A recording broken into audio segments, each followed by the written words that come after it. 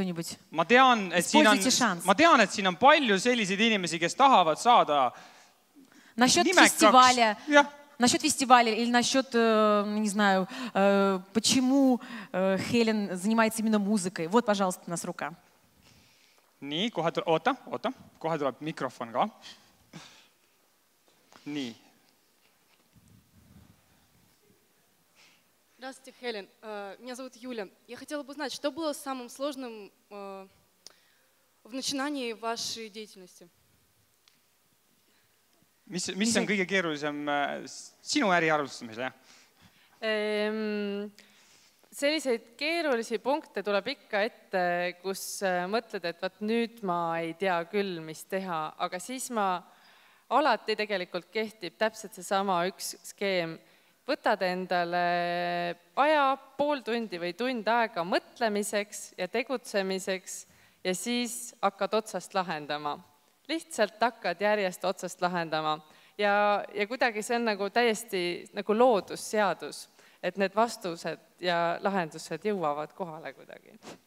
Kas sul tuleb sinu enda praktikast meelde mingi selline keeruline juhus, kus sa tõesti mõtlesid, et poolest tunnist mõtlemisest ei piisa, ma pean võtma veel pool päeva? No igasuguseid markantseid juhuseid on olnud. Näiteks oli selline juhus, kus bänd nimega Marilyn Manson pidi jõudma paari päeva pärast kontserti andma Moskvasse ja neil puudusid Vene viisad.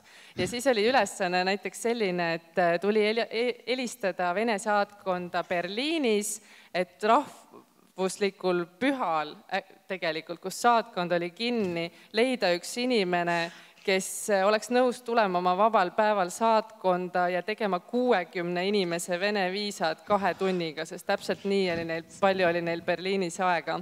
Aga ei olnud seda luksust tol hetkel öelda, et vabandust ei saa, sest siis oleks kontsert ju ära läinud ja 10 000 inimest poleks saanud sinna kontserdile minna. Siis tuli lihtsalt võtta telefonitoru kätte ja rääkida nii kaua erinevate inimestega, kui leidus see üks inimene, kes selle ära tegi. Ja sai 60 inimest 2 tunniga viisa. Nii, aga teil küsimusi veel? Кто-нибудь еще хочет что-нибудь спросить вдруг? Вдруг кого-то... Meil on seal üleval on ka muide mikrofon. Да, у нас вот девушка в третьем ряду хочет задать. Aga ülemine rida seal ülemine... Там с балкона кто-то машет тоже. Järgmine on sul, aga oota siin. Üks küsimus on siin ees. Tere. Olen Margarita ja tahaksin küsida, et selleks, et korraldada kontserte ja üritusi, kas tuleks osata laulda või mõnda pilli mängida?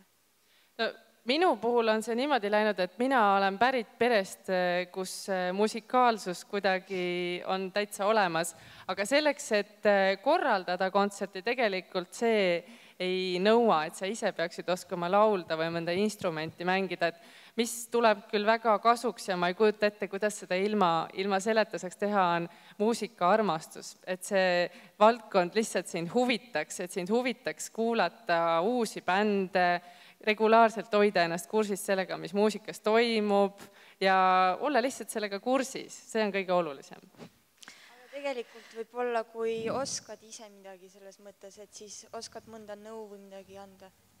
Ei, kindlasti tuleb see abiks, kui sa ise muusikahuvilisena tegelikult mõistad võib-olla seda valdkonda paremini, mõistad, et kuidas näiteks artist mõtleb, kuidas bänd mõtleb, mida ta tunneb.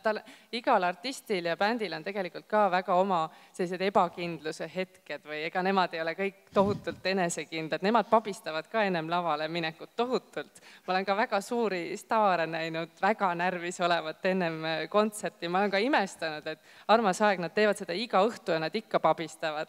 Aga võt, igapäevane eneseületus on see nende jaoks ka. Nii, ja nüüd seal üleval on. Tere, mina olen Stepan ja mul on selline küsimus, et millal ja kus Music Week Festival toimub? 3.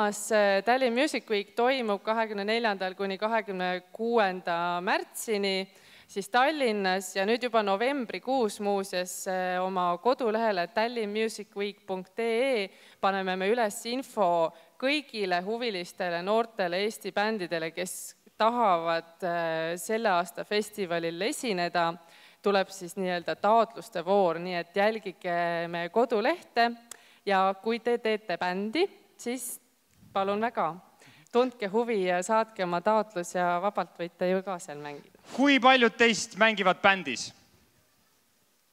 Nii, 1, 2, 3. Seal üleval ka. No ma arvan, et sulle tuleb umbes 10 taotlust siin. On tam девчонки тоже. Ja, seal ka. Oi, kui paljud mängivad bändis. No, tere tulemast. Я чувствую, что это будущие участники фестиваля Tallinn Music Week. Что ж, это замечательно, что у нас так много музыкантов в зале. В общем, спасибо большое, Хелен. Но мы с вами не прощаемся, потому что всегда есть возможность встретиться с Хелен, зайдя на сайт, написав ей письмо с каким-нибудь вопросом, если вдруг. Но также мы здесь встретимся с ней в творческой лаборатории. Вот. И самое главное, как я поняла, нет ничего невозможного для Хелен, а следовательно и для нас, для всех. Аплодис Хеленile. Спасибо, Хелен.